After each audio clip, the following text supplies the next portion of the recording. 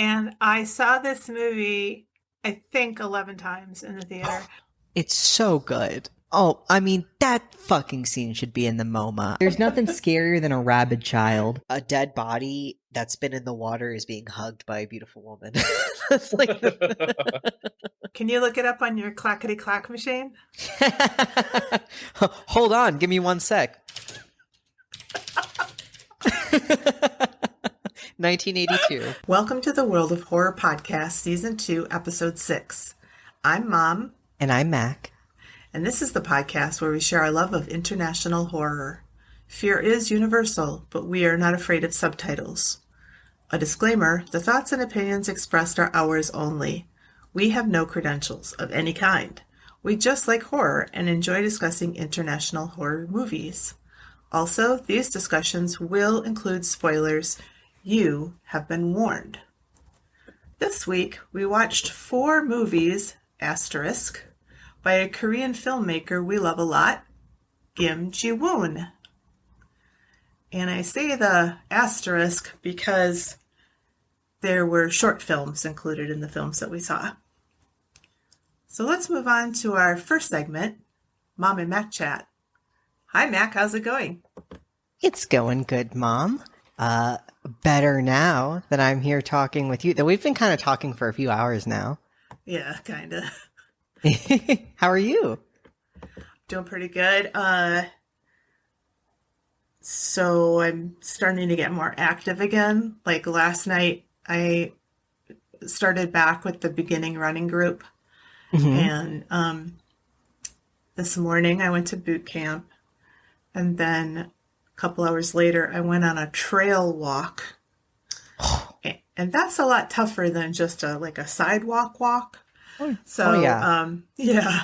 So, I told my 27-year-old friend, I'm really going to feel this tomorrow, but it was nice to see her and have a walk and stuff. But, and I feel good.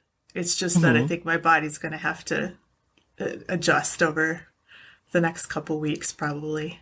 Mm-hmm. Get some oil in the joints. Yeah.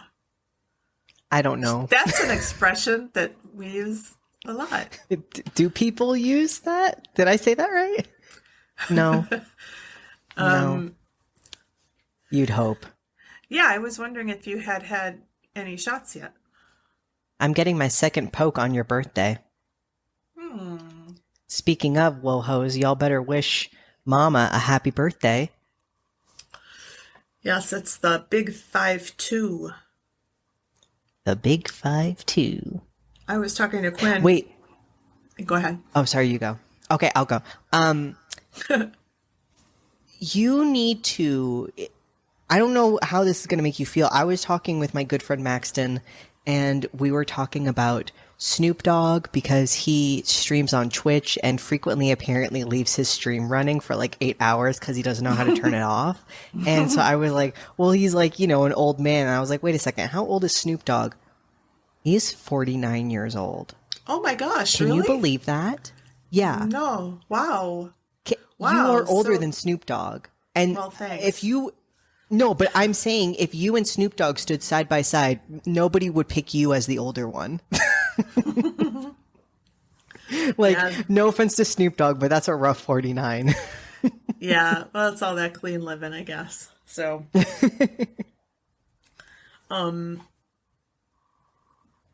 yeah, I was just talking to Quinn and saying that, you're going to be 25 this year and Sammy is going to be 32. And I said, I don't feel like a person who's going to have a 32-year-old son. I am, but, and I know I lived all those years, but when you put it like that, it's like, it doesn't seem real. I can't, when I think about where I am, I'm thinking like, I can't imagine having a child in 2 years. Do you know what I mean? Like me being the age that you were when you had me. Yeah. Well, I don't know how you did it. When I was 25, I didn't think I would have a child in 2 years. It like happened real fast. No, I mean, I got together with your dad really fast. We sort of had this whirlwind like romance, and Mm-hmm. then I got pregnant pretty quick. So so there was that. Yeah, I didn't even know if I was going to have any more kids after Sammy, but sure glad I did. Aw, so sweet. Do you feel 25 almost? I feel like both older and younger than 25, if that makes sense. Like sometimes I feel like I can kick it with someone who's 30 and it not be like, oh yeah, they're 5 years older than me. But then at the same time, I'm like, wait, like now as I get older, if I make more childish mistakes, it will be thought of as a childish mistake and not, oh, well, he's 18. You know, I'm like, he's 25 and he's eating Yeah. McDonald's a lot for a 25-year-old. I don't know. I feel like your 20s are kind of, I mean, I hear what you're saying, but I feel like, and maybe this is just an American thing, but I feel like your 20s are kind of like, make all your mistakes in your 20s. Yeah, I think I don't know what it is about my brain that it takes on. Like, I'm not saying this is me. I'm saying the brain that runs the machine. It's like, well, you need to have all the responsibility of someone who's like 60. Like I don't know. Like the way that it thinks is just kind of like, no, there's no time for mistakes or anything. But then at the same time, then I think like, oh well, even like 2 years ago, I feel like I was a completely different person than now in a good way that I'm like every single year, I kind of feel like, my brain is getting bigger, which I like. So then I'm also like, oh wow, that's kind of weird to think that maybe when I'm 30, I'll be like, oh my God, when I was at 25, I thought I knew everything and I knew nothing. Yeah, that is one thing I like about getting older because I Hmm. feel like I learned so much, like even just in a year. And then, you look back on things in your past and you're like, whoa, I did I that. had Wow. I That had was a that wrong. choice. It's like we were talking about earlier about Stephen King and how he, like, do you know the year that The Stand was published? I think like 1978. I was going to say 78. So that's quite a while ago. Hmm. Um, but there's a lot of problematic stuff in there. Oh, And I doggy. wonder if he currently, looking back on his writing career, thinks like that, like, whoa, I wish I hadn't drawn that character so narrowly or Mm, whatever. I I don't know Mr. King. I don't know his brain, but I will say, having read, and again, this is 2007 was still, not super recent, but I read Under the Dome, which is way more recent than The Stand, and the man's still enjoys using the N word. So I would say I'm not so sure Oh, about that. okay. I didn't know that. I don't think Stephen King's like. Sorry to just get on like a Stephen King thing, but like also in it, he has that horrible scene where like a bunch of children have sex. Yeah, And yeah. yeah, somebody brought that up to him like when the new It movie came out and they were like, "What's up?" And he defended it. And it's like, dude, if you said, "Oh my God, that was so long ago. That was crazy. I was weird. Sorry." Everyone would forgive you. But to double down and be like, "Nah, that's fine." No. Even if you yourself, Mr. King, believe that it's fine, you should have said it wasn't. But goddamn, can he write an American white man? Yeah, he's got that one down. He's got that one really good. Anything else? No. No. No. People of color? No. No. People with vaginas? No. No.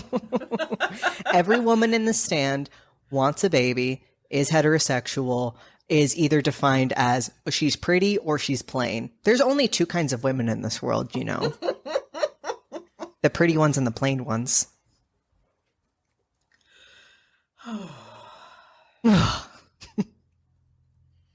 But And listen, yet, maybe I'm the clown. Yeah, I was about to say I'm the clown because, like, well, I could just simply not read books by Stephen King and read books by women and people of color, which is what I should be doing. And yet here I am being like, what Stephen King book am I going to read after this?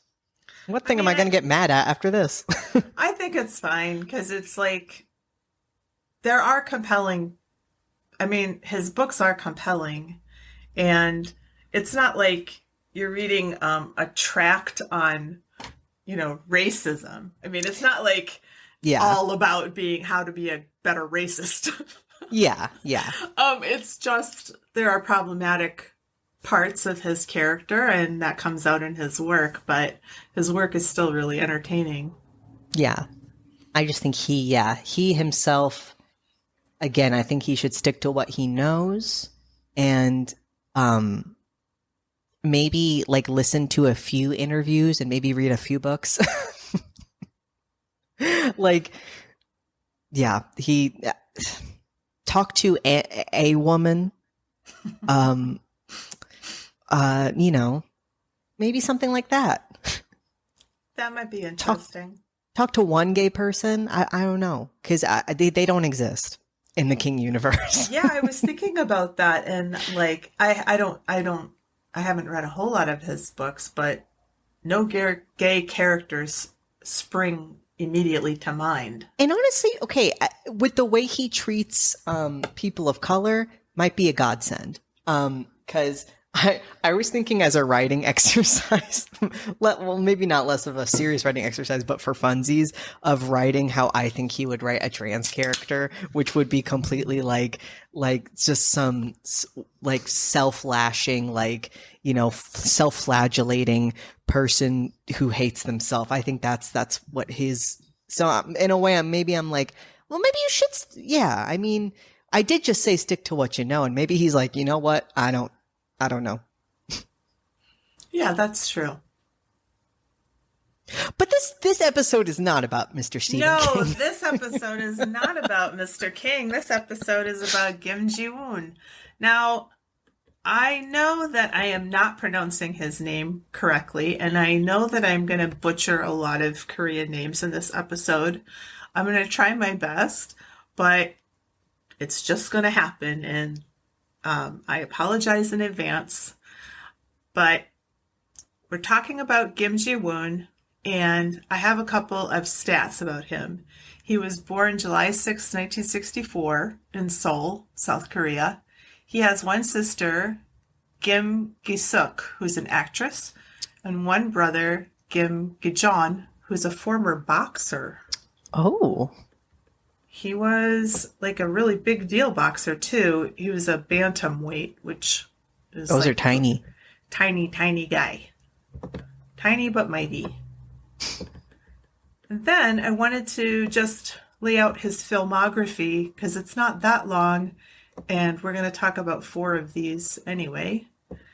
1998, he made The Quiet Family. 2000, The Foul King. 2002, he had a short film Memories in an anthology movie called 3. In 2003, A Tale of Two Sisters, which we covered on the last episode. 2005, A Bittersweet Life. 2008, The Good, the Bad, the Weird. 2010, I Saw the Devil. 2012, a short film, The Heavenly Creature, in a movie called The Doomsday Book. 2013, The Last Stand. 2016, The Age of Shadows. And 2018, Illang, The Wolf Brigade. And then I also saw that he is going to have a show on Apple TV titled Mr. Robin. That's interesting. Do you know that property? No. Oh, okay. I find it interesting when like movie directors do television. Like I feel like they're completely different mediums, but yeah. Well, another really famous director, Bak Joon-wook, had an American TV series, The Little Drummer Girl, which was pretty good. And so, but yeah, I agree. It's a totally different way of telling a story. So you want to just jump in and let's jump into it. Okay. So his first movie is called The Quiet Family. And it's been remade a bunch of times actually, but it came Oh, out in 1998, and it's considered to be a black comedy horror film. It's his feature film debut. And it centers on a family who owns a hunting lodge in a remote area whose customers always happen to end up dying. What was that? oh, sorry, that was a train. Oh, There's a train track, just a little bit. I was like, oh gosh, is she gonna hear it? that was a crazy sound. Okay. And so the film was loosely remade in Japanese as The Happiness of the Katakuris by Takashi Miike, who we know Old friend of the from show. old friend of the show, Takashi, and 3 Indian versions, Wow. and I watched one of them, Oh, as well as the Japanese one. So it's in, there's a Tamil version, a Kannada version, and a Telugu version. And I saw the Tamil one. So what's kind of cool about this is he won a contest. He won a screenwriting contest when he was 34. whoa. And he was able to make this movie as a result of that. What?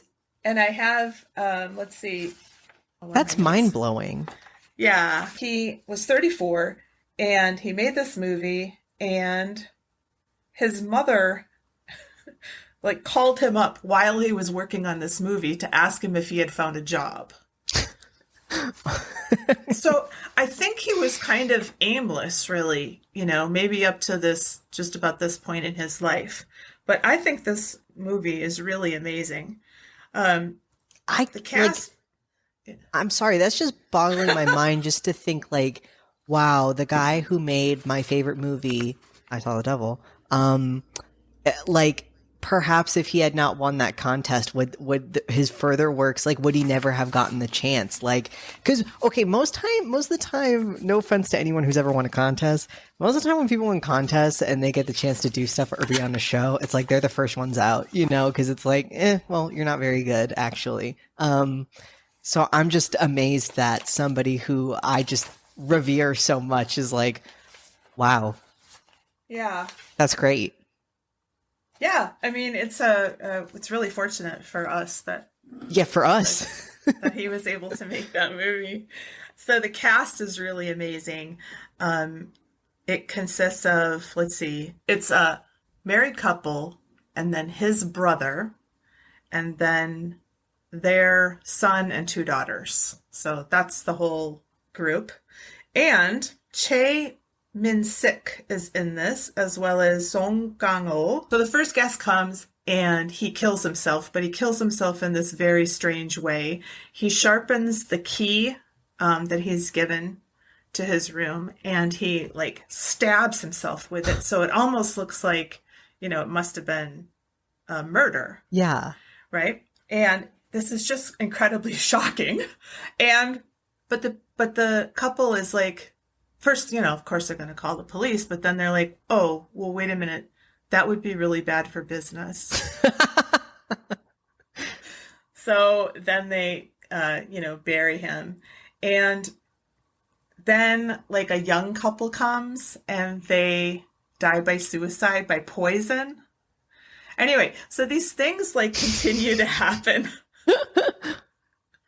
There's a very problematic scene where a couple of friends from town stop by for drinks, and one of the men falls for the younger daughter, who lies about her age, but is almost also raped by this guy. I mean, Ugh. yeah, it's attempted rape. But Song Kang-ho comes and pushes him over like a cliff. So takes care of that guy. Snaps. But there's a lot of I mean, it is really weird and comedic, but in this really kind of strange way. Like they're burying all these bodies and they're starting to get really good at it. And like they're like congratulating each other like, yeah, Uncle could have gone for another grave. He's really getting good at this. I love that. Yeah. So anyway, Mr. Park, the benefactor of the family who's giving them the home, he wants them to put up his younger and illegitimate half-sister. And what he wants to do is have her bumped off by a hitman so that he can be the only successor of the claim inheritance of the land. Oh, God. But then it's kind of like a series of mistaken identities because the guy who fell over the cliff is missed in town, and then a police officer comes. And meanwhile, someone else has gotten the sister out of the lodge. And so when the policeman comes, he's mistaken for the hitman or vice versa. I can't remember. But anyway, in any event, it is really a fun movie. It is funny and weird. And it's really great to see all these like really young, actors that we've seen in lots of other movies, or see them as really young people.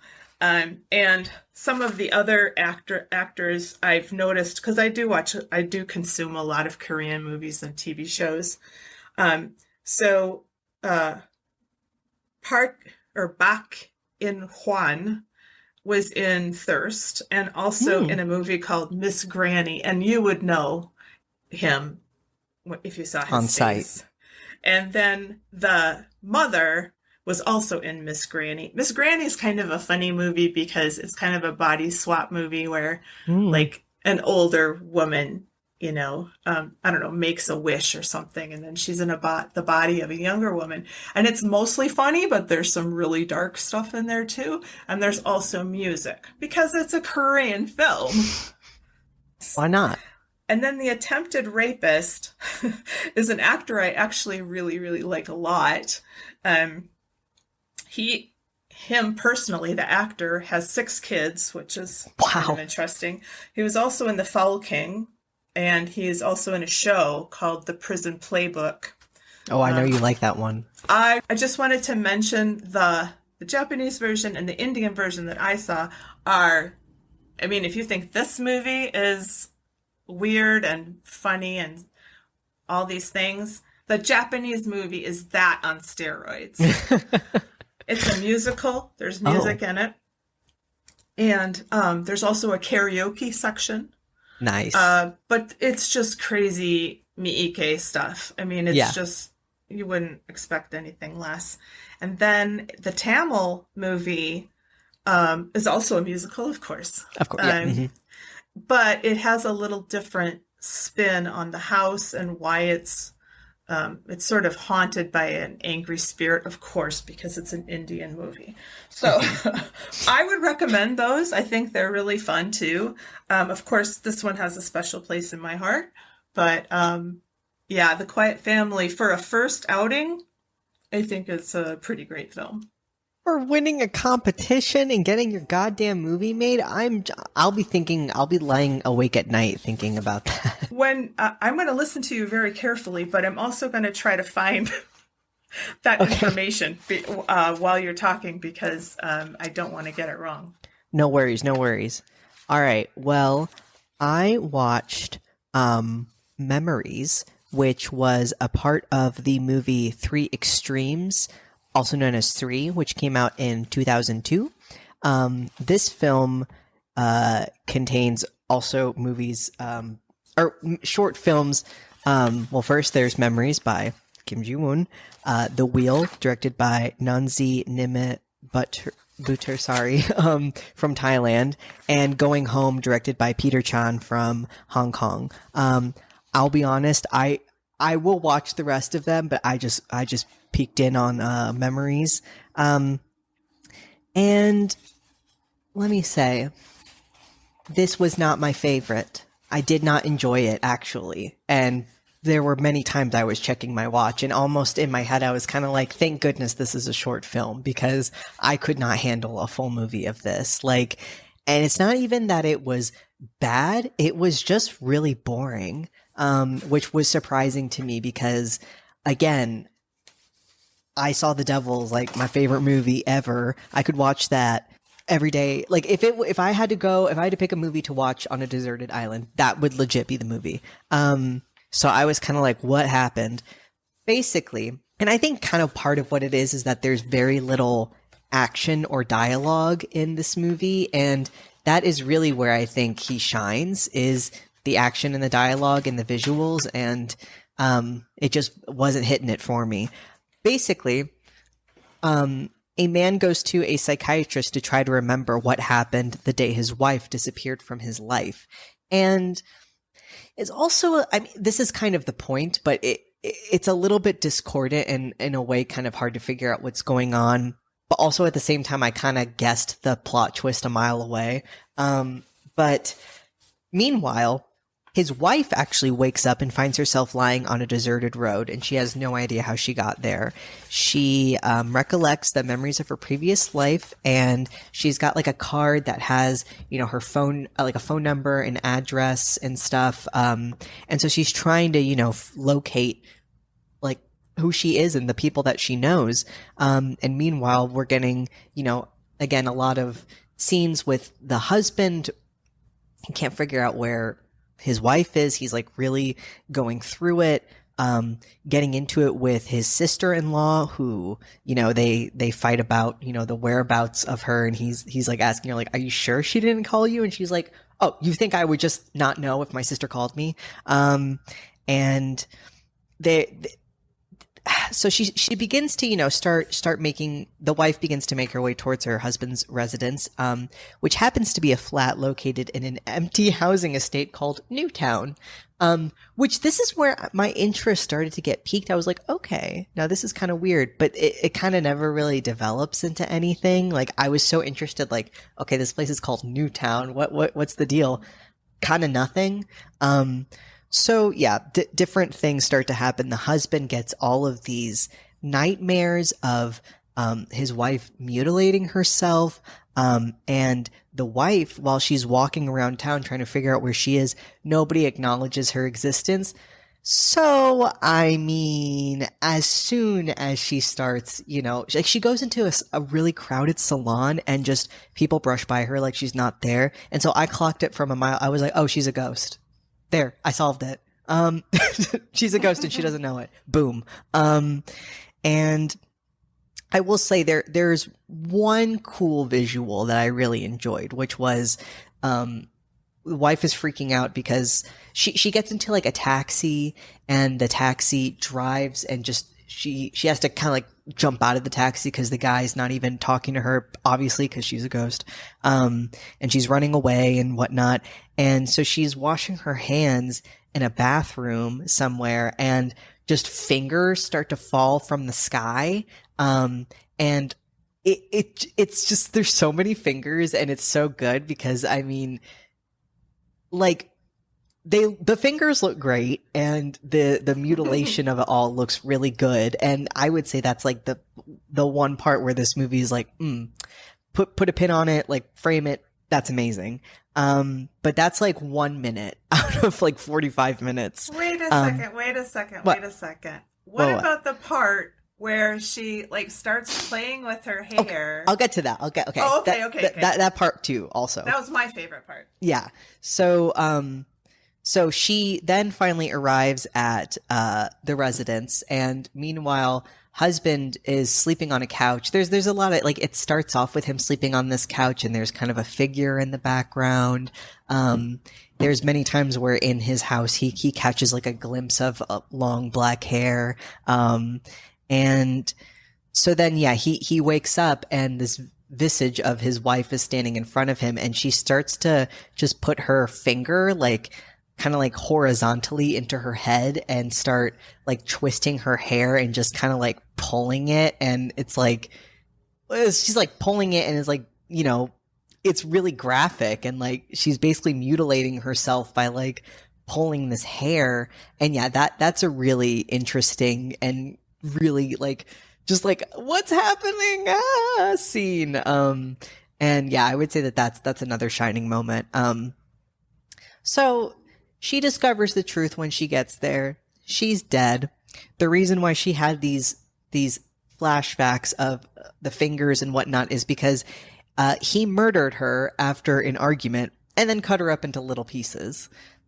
Her remains are stored in a black bag that the big reveal is, she sees the black bag in the apartment and opens it up. And this is also a great visual. It's just her all mutilated in this bag. Like, I don't know if anyone listening will know about this, but there was this, I don't remember if it's an anime or a video game, but there was this anime thing called School Days or something like that. And there's a very similar thing where like this big reveal happens. If you get the bad ending it's a game with animated parts. If you get the bad ending, the main character, one of the girls he's courting, like cuts off his head and puts it in a bag. And so I wonder if that maybe was inspired from this, because it was very much like a very similar visual.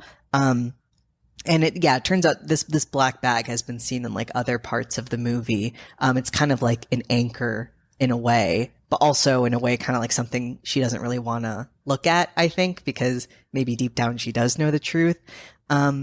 So he experiences trauma after the incident, and he obviously is lying to himself. That's why he can't remember her. And then the last scene is him driving away from Newtown with the bag in his car. And again, I really enjoy, well, okay, listen, I would not enjoy anyone getting mutilated and put into a bag. But in terms of horror, that's like super crazy and, seems like a very riveting concept. But just the way that it's executed, it just goes on for so long. It's very discordant. It jumps a lot between things, which again, I know it's trying to confuse the viewer, but I just was sitting there confused. Like I wasn't sitting there like, ooh, what's going on? I was just kind of like, okay, I get it. Like, this is weird. I don't know. And then again, I could kind of clock from a mile away that she was dead. And it's not really explained why he kills her. And like, I get that it's after an argument, but that's kind of crazy. Yeah, but it's revealed that he's been an abusive husband. Oh, mm-hmm. Okay. She's got marks on her arms. Oh, yeah, I remember that. Yeah. Oh, yeah, there's a scene where when the fingers do fall from the sky, she pulls up her sleeve and she has all these bruises on her arms. But I don't know, I just kind of wish that, because obviously the horror in the idea of somebody murdering their wife is just, how could somebody do something like that?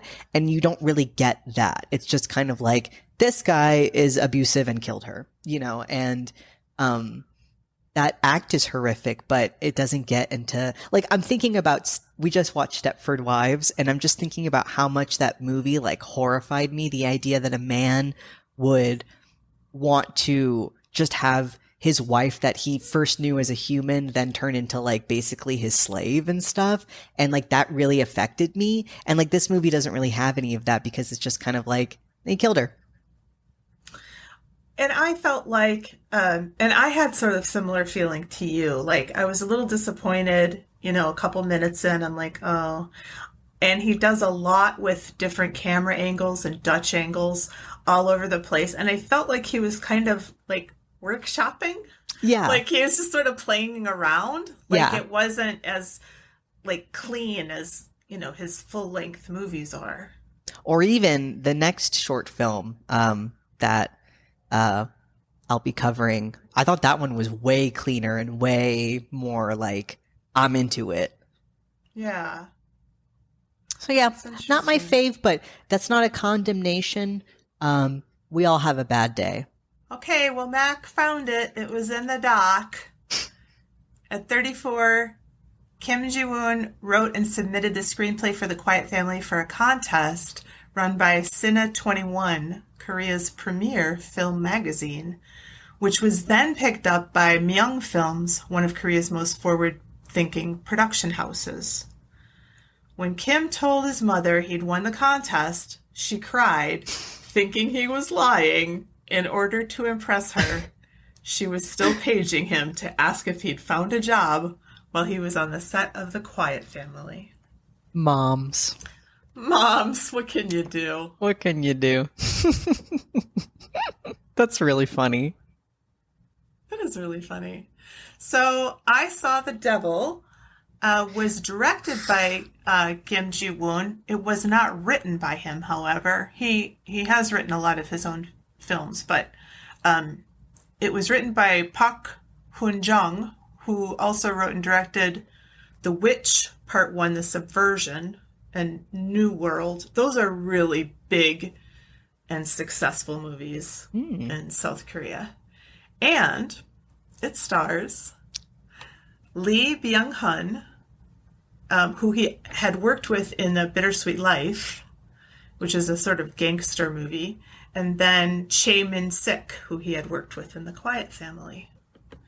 And I really love this review by a guy named Todd Gaines on Letterboxd. So if you'll indulge me, this basically tells the whole movie. Storm Shadow's fiancé is brutally murdered, and he goes all out old boy in order to find the old boy responsible for her death. The worst fucking time to have a flat tire. Hammer time. Waking up in a body bag. Floating head. Vengeance for the one you love. Choking your chicken and then getting choked the fuck out. Broken balls. Hack a hitchhiker. A bloody engagement ring. A mano greenhouse confrontation. The ultimate tracking device. The most fucking ironic taxi ride ever. Dinner with Dr. Lecter's stepson. Sneaking up on a motherfucker all ninja-like. A candy-striped nurse striptease. Blowjob interruptus. A permanent smiley face. The worst possible moment to have to shit. A phone call that changes everything. A tragic twist of fate. A snatch and grab for justice. In order to kill the devil, you must become the devil. Die in fear, motherfucker. Two of my favorite actors, one of my favorite films. It doesn't get much better than this. So a lot was covered in that review. Yes. Because so much happens in this movie. It's really a lot. Also, there were like twice it was censored. It had like 2 restrictions on it. I don't know the censoring or the rating system in South Korea, but basically it couldn't be shown in South Korea until he made some, cuts to the movie. I want to see that original cut. No pun intended. I don't know if we have. Because I mean the one we saw, it's got gore, it's got feces, it's got a lot. Yeah, it sure does. But Kim was interviewed, asked in an interview about censorship. And he was asked, do you think there's ever a place for censorship in art? Are there some lines which should never be crossed regardless of the artist's intentions? And Kim said, a true and healthy society, when dealing with dark and disturbing material, should allow the audience to pass judgment on what is deemed acceptable.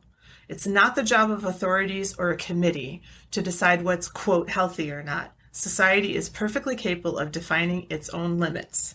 A diseased society is one which suffers from the issues expressed in this film, but a society which tries to hide such issues suffers a greater disease.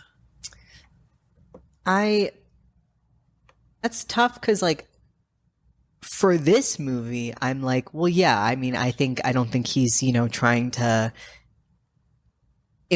imply that, let's say, a whole group of people should be murdered. But there are people who would like to gather and create propaganda such as that. And in my mind, I'm kind of like, well, in my personal opinion, I think his sentiment makes sense for people like him who are not fucking insane and bad people, but at the same time I'm like, well, but would I really want a major motion picture where, I don't know, somebody hacks up trans people for a whole 90 minutes?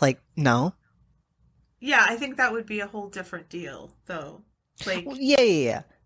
But I'm saying I don't think unilaterally this is just my opinion. Unilaterally I don't think that I completely agree with that sentiment, but in the case of this movie, I do, because I do think just barring people from watching things because violence and, stuff occurs, isn't, conducive to anything. And I think I think he is right that people can make their own decisions, and that like who is the person who gets to decide, you know, who can or cannot see a movie, especially this movie. Like, is it just a bunch of old people who are like, no, you can't show that? You know, in that case, like, I don't think that that's right. Yeah. And South Korea has, I mean, every country has its own like history with censorship, I'm sure. But really, the dictatorship fell in like 88, I think. Wow. And so really, they haven't had a whole lot of time to tell the stories and express themselves in the ways they have wanted to. That makes sense. Yeah, so he might be a little defensive. And I get that. Like, again, I'm not. This is me, an American's perspective, and I'm even now thinking of more like. I mean, I know that, you know, hate crimes and stuff don't only exist in America, but I just watched the QAnon documentary, and that's just like whirling in my head right now. I highly recommend. It's on HBO Max. Very well done documentary, in my opinion. So I Saw the Devil. Starts out with I'm not going to go beat by beat, but we'd be here all day. Yeah, we. I mean, the movie is probably, I don't have the runtime, but it's got to be over 2 hours.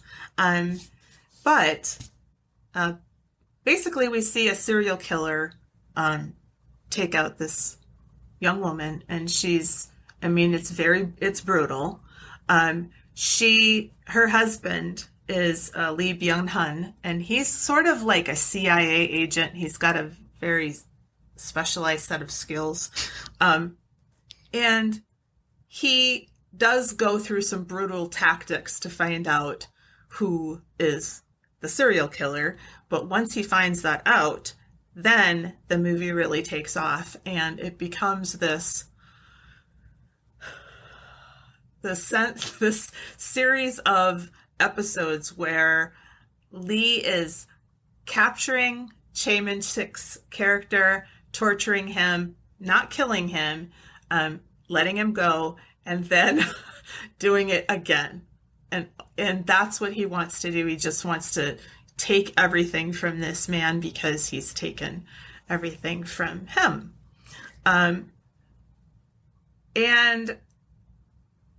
he's urged not to do this. You know, people are like, please, like, I don't know how many, like 2 or 3 people are like, and mostly from the family of his departed wife. Yes, because her dad is like a police officer, police chief or something, and then her sister is like, dude, like, don't do this. This is changing you. And it's not going to bring her back. Yeah, but he really feels like he's got to do something. It's like, it's almost like this mission that he's got to carry out. Meanwhile, when we're watching the serial killer, he's doing some pretty amazing things. He's pretty smart. He's pretty wily. Like at one point he needs a car and he gets in a taxi cab. This is one of my favorite scenes. It's pretty early on in the film. He realizes, and this is subtle, just like what were we talking about the other day, The Tale of Two Sisters, where it's not all spelled out for you like it is in the American movie. But he notices that the driver does not match the identification of the taxi driver on the dashboard. And there's another guy in the car who's just being weird too. Yeah, they're being way too talky and friendly, and so the driver says, "Oh, you're really lucky. Like, not a lot of cars come by this road, so you're really lucky." And the look that he gives him is like a death stare, and it makes the guy really nervous. Like, why, mister? Why are you looking at me like that? And he goes, I would say it's really unlucky that you picked me up. And he proceeds to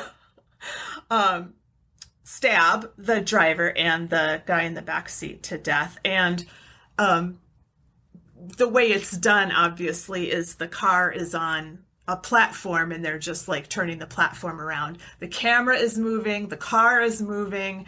It's just like this flurry of violence and blood and chaos. And you're like, what the fuck? Until the car crashes. But that's really an amazing scene. And somebody asked me, why is he doing that? Like, he's obviously putting himself in danger because, you know, the driver's dead and, you know, and I said, I don't know. I think he's like a machine. He's the devil. He's got to kill. Yeah. That's like what he does. Yeah. And so I don't think he's going to stop and think about, you know.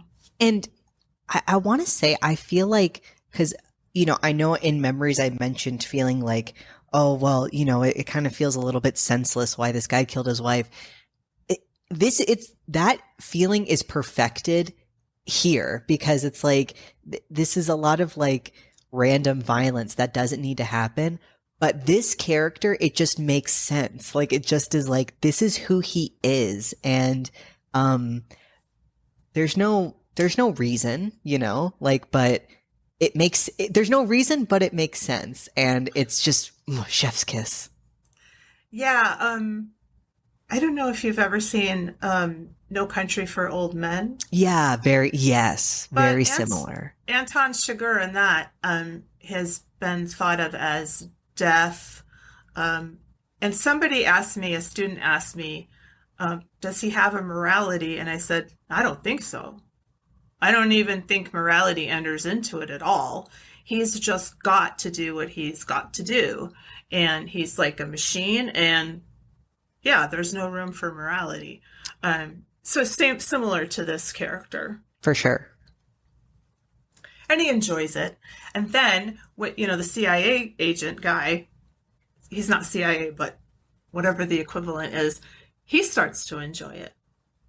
And so that's what's really troubling about this movie, is that we take a pretty, upright person, but if he's pushed too far, he actually starts imitating the man who took his wife. And it's just so good because revenge movies, like, I really don't like a lot of American revenge movies because I just feel like, not that I'm saying that necessarily, one crime perpetrated against, I just feel like so many American movies would have the audience believe this is just and this is right and this is what he should be doing. And this movie is not like that, but it's also not like a complete condemnation or anything. It's just as like, you have one guy who is a force of nature and, doesn't make any rational, he doesn't live in like this world that we live in basically. And then another character who is like us is a human in my head, and all of his actions make sense for what he's going through, but that doesn't mean that it's okay. And that doesn't mean that he should be doing it. And that doesn't mean it's giving him the real satisfaction or hope and love that like he requires. It's like, the smart thing to do would be to band together with, the family of his late wife and to be there for them and for them to be there for him. But he's really selfish, in his pursuit. So much so that he doesn't cause, but he puts them in jeopardy and they lose their lives at the hands of the serial killer. There's a lot of fallout from these two characters. You would expect it from a serial killer or he's called a serial killer, but really he's like a death machine. I don't know. He's just, he's a killer. He kills. You'd expect that from him, but also from this other guy too. So there are a lot of people who lose their lives in this movie.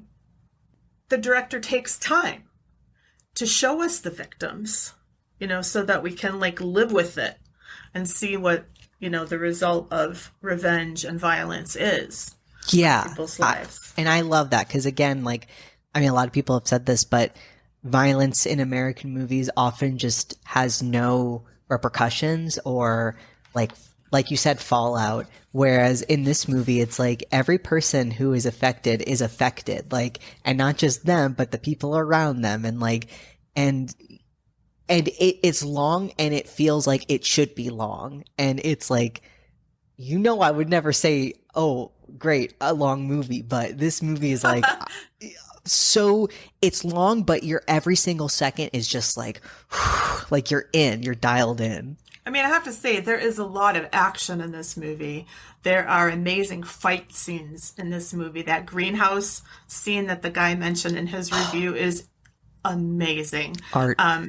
There is a scene in a doctor's office, a fight scene in this really small space, and he repeats the shot where people are fighting and somebody bangs. Like in A Tale of Two Sisters. Is it A Tale of Two Sisters? Medicine cabinet. Okay, right, okay. These scenes are pretty similar where there is a medicine cabinet and there's a shot from inside the medicine cabinet and then somebody hits it and then of course you see that it's not transparent or anything. But it's such a cool shot.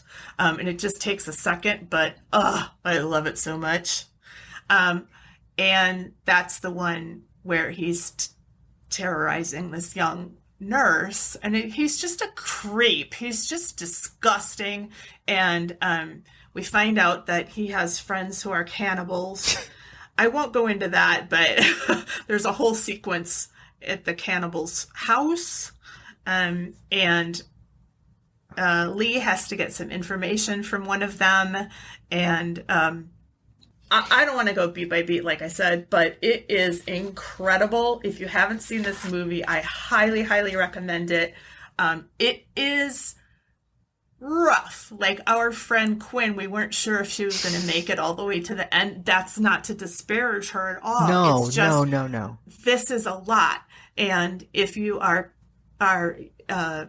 you can't deal with a lot of gore, I would skip it. But if you can handle it, I would go on this ride because it really is amazing.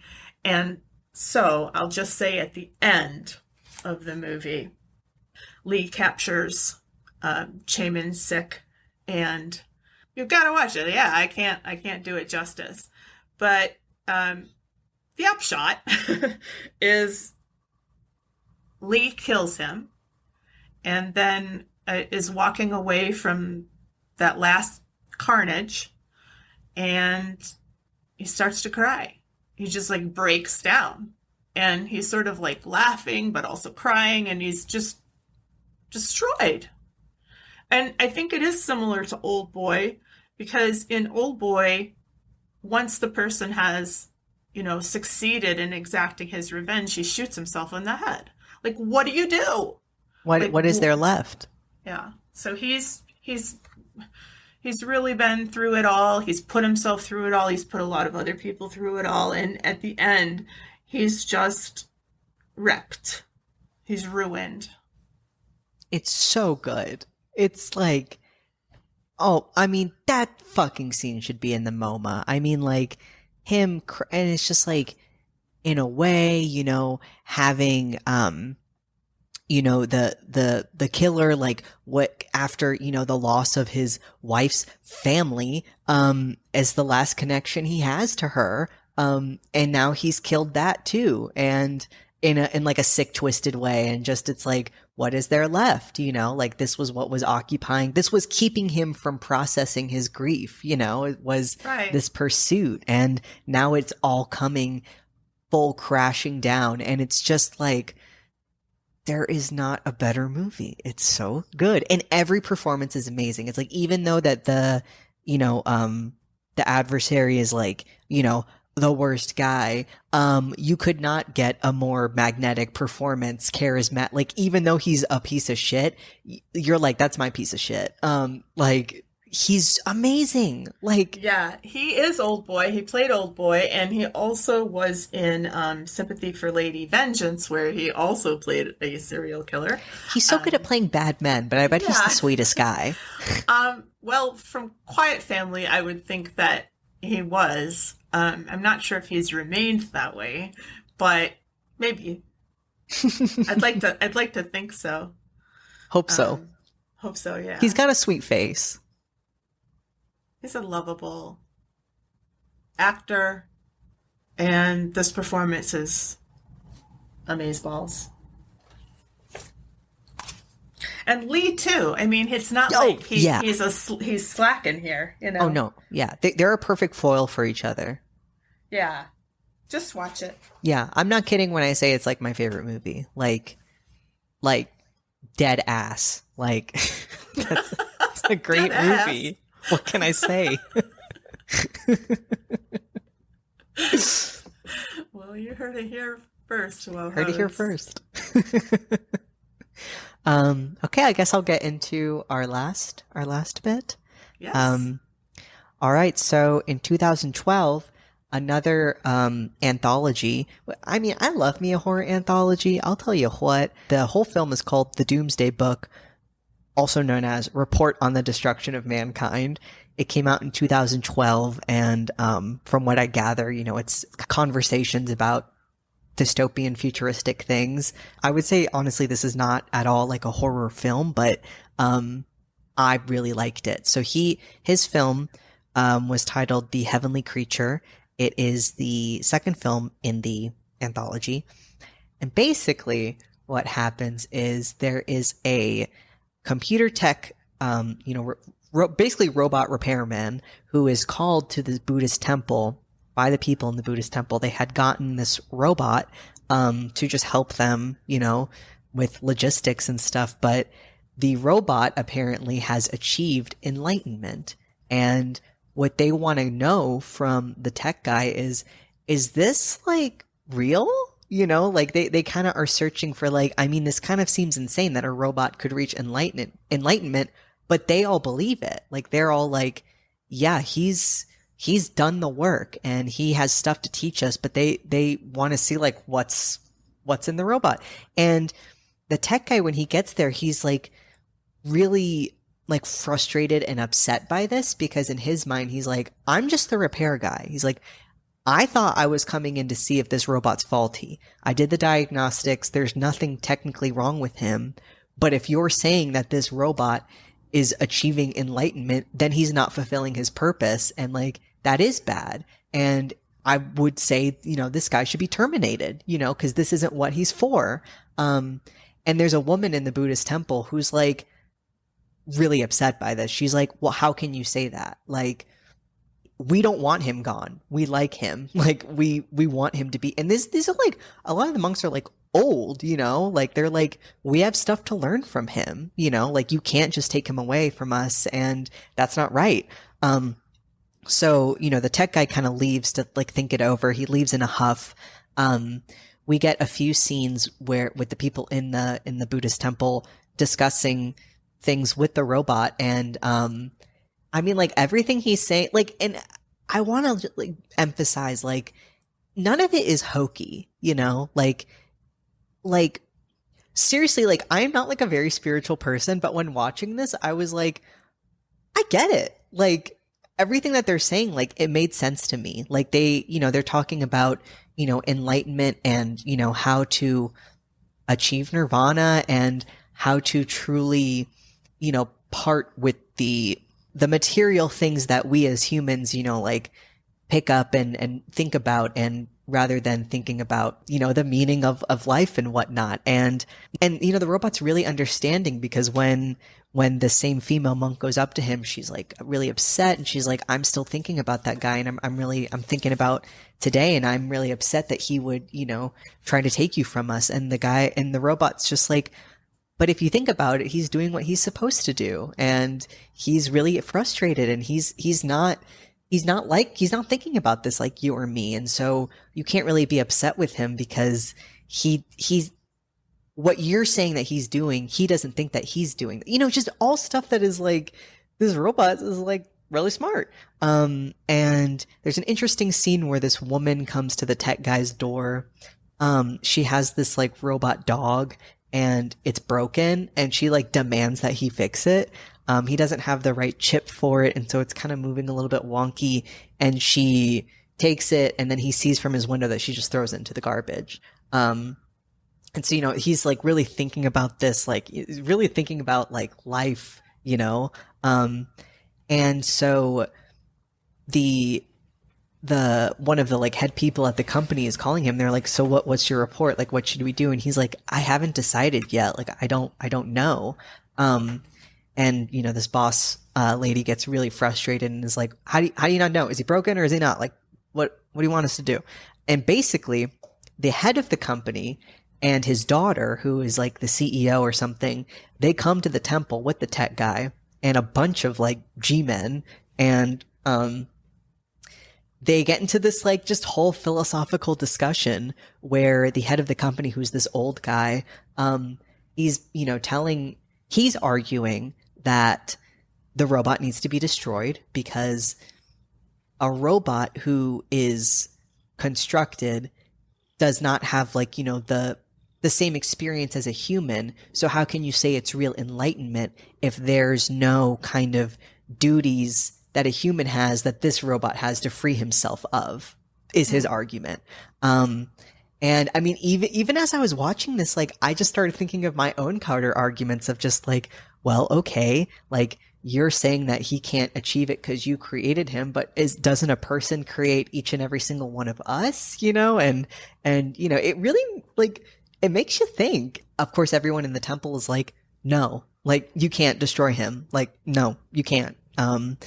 And their viewpoint is anyone who has achieved true enlightenment is Buddha. So like, you can't kill Buddha. Like, you can't do that. And the tech guy kind of begins to think too. He's like, well, yeah, we're being a little bit hasty. Like, he's not posing a violent threat to the human race. So why destroy him? And what the head of the company argues is, well, in a way, he is encouraging the destruction of the human race because, yeah. He's not human and he's achieving this human thing. What are we here for? It's a robot's ultimate purpose to obey man. And so if I tell him he needs to stop and die and he doesn't do that, then he's not doing his job, and it was like, honestly, just a very fascinating discussion, and things get very heated. This whole time the robot's not saying anything. They get this projection from this guy who I guess is like a spiritual figure really on high. He's like talking through like a hologram, and he basically tells the robot, he's like, if you believe in the good of the human race, you'll die. And that will prove that, that's true enlightenment, baby. There's a total, disagreement here. And the head of the company is like, all right, kill him. And orders his men to point their guns at the robot. And then the tech guy jumps in front of the robot and he's like, no, like, you can't kill him. Like he argues, he says like, okay, so you're saying he's not fulfilling his purpose, but that's a reason to kill, like, he's like, we don't do that to humans, like, a human not fulfilling their purpose, do you just kill them? And, obviously the guy argues, well, he's not a human, he's a robot. As, they're raising the G-men are like raising their guns to kill him. The robot does push the G-men away, doesn't kill them, but, like, diffuses them basically. And he drops a truth bomb where he says, well, I have achieved enlightenment. You humans have also achieved enlightenment. You are enlightened when you are born and you forget that you are enlightened as you grow older. I just pray that you all get there. And like, I've kind of got nothing more to do here. And so he goes, everyone parts. He sits in front of the statue of Buddha and he turns his own circuitry off. The tech guy opens it and he's like, all the circuits are like, he terminated it himself. And, they're just kind of left with this visage of the robot sitting cross-legged. And also, I should say, great shot while the robot is saying this whole thing about enlightenment. The Buddha statue's right behind him. So there's this giant halo around him. It's very beautiful. At the end of the movie, we see the tech guy grabs that discarded dog robot from the garbage heap. Then he goes into his room, takes a scalpel, cuts open his arm. He's been a robot this whole time. What? So you know this guy must have been going through it, where he's like, fuck, like... It just makes so much sense because he reacts so defensively and upsettingly, like in the beginning of the movie. And yeah, I was here for the twist. And he takes his chip that I guess this is what the dog needs to be better and puts it in the dog. And then the movie ends. And yeah, I loved it. I was like 1,000,000%. I love this movie. The short film. Awesome. Yeah. Yeah. So 10 out of 10. Awesome. I want to watch it now. I haven't seen that one. Oh, you haven't seen it? No. Oh, you'll love it. Yeah. I mean, very, very philosophy driven and... Yeah. It sounds like it. Yeah, I intentionally didn't watch it because you said you wanted to... Oh, yeah. Talk about a movie that I hadn't seen. I have seen most of this filmography. The Last Stand is an American movie, which I have not seen, starring Arnold Schwarzenegger. The Age of Shadows is a period piece. And I've seen everything else, except for the Doomsday Book. The Foul King is really great, too. That is Song Kang-ho as a really young sweetheart of a character. And he did a lot of he plays a wrestler. He does a lot of his own stunts. And he's an incredibly, physical, an incredibly physical performance. I really enjoy that. A Bittersweet Life is a gangster film with Lee Byung-hun. And The Good, the Bad, the Weird is basically, if you've seen The Good, the Bad, and the Ugly, it's a historical Western comedy adventure. So what I'm saying is he works in a lot of different genres. He blends genres. And he's a really interesting filmmaker. And so I think you chose him. And I think he was a really super choice. I need to watch the rest of his movies because I'm a fake fan right now. Well, I really recommended to you The Foul King because I thought, oh, this is going to be so stupid and cheesy, and it's not. Mm-hmm. It's very sweet. But it's also, the wrestling, a lot of it is real. That's pretty impressive to me. And we're really big fans of Song Kang-ho. Yeah. So it's really cool to see him do stuff in other movies. He's in The Age of Shadows too. And I always think it's cool when a director uses the same actors in different movies. Yeah, you know that they just must really like them and vibe with them. Yeah, so that's really cool. So any final thoughts, Mac, on our deep dive with Kim Jee Woon? I guess I'll just echo that. I think it's really cool that he's able to work in so many genres. That's not to take anything away from a director who mainly plays in any director who plays mostly in one, but it reminds me of Bong Joon-ho in a way of Bong Joon-ho, I feel like does a really good job of blending different, every Bong Joon-ho movie feels like a Bong Joon-ho movie, but they're not the same, and I would say, interestingly, every movie that I've seen from Kim Jee Woon, none of them have. I haven't necessarily felt that. I haven't necessarily. I was surprised to find out that he did A Tale of Two Sisters and I Saw the Devil. But I think that's really neat that he's able to go into so many different styles and try so many different things, and that he lands it right. A lot of the time. And I honestly find it compelling that he doesn't land it right all the time. I was disappointed by Memories, but that doesn't make me think any less of him. It's kind of it's cool to try things out. And even if it doesn't work out, it's kind of well, his other stuff is really good. And if that's what he needed to do to try something out, then cool. And he did Memories right before A Tale of Two Sisters. Interesting. Maybe he used all his creative juice for that. I mean, I really do feel like that Memories is like, it's almost like a student film, you know? It's like he was working some stuff out with camera angles and things like that. And I'm not really sure, you know, it was polished enough to sort of stand against these other movies. And I think that's the thing is like, it's not, if I saw Memories and then I never saw anything else from him, I wouldn't be like, oh, this guy sucks. But I would be like, oh, this isn't, you know, but it's because the other stuff is so good that it kind of stands out as, again, not even like a blight, but just like, whatever, you know, like it could have never existed and the world would have lost or gained nothing. Sorry, that's kind of rude. So harsh. No, but you know what I mean? It doesn't hurt the world. I agree with you. I mean, there are only a couple of, you know, moments and memories that, I mean, the fingers do stick with me, and the, you know, twisting her hair. That part goes on for a while, and it is really creepy because her expression isn't changing or anything. She's just standing there, twirling her hair, and then she's going into her own skull, and then she's pulling out like viscera, and it's like, yeah.